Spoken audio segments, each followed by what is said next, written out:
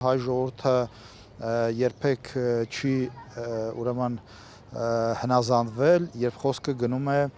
իր ինքնիշխանության եւ անկախության նսեմացման մասին, եւ դա էր պատճառը, որ 2018 թվականին հայ ժողովուրդը ոտքի կանգնեց եւ հեղափոխություն իրականացրեց, քանի որ այն իշխանությունը, որ մինչ այդ գոյություն ուներ 2 տասնամյակների ընթացքում, այդ իշխանությունը Հայաստանը տարել էր իր ինքնիշխանության եւ անկախության ուրեմն կորստի ճանապարհով եւ այո Հայաստանը, այսպես ասենք, 5 պակաս էր իր ինքնիշխանությունը եւ անկախությունը կորցնելուն, քանի որ Հայաստանը գտնվում էր ուրեմն կոռուպցիայի ապօրինությունների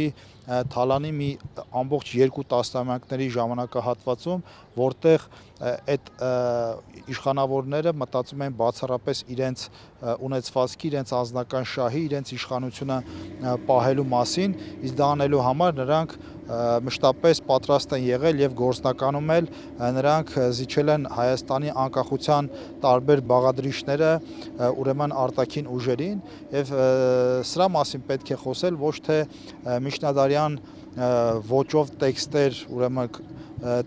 տեքստեր հրապարակել եւ այսպես ենթատեքստում պատերազմի կոչեր անել։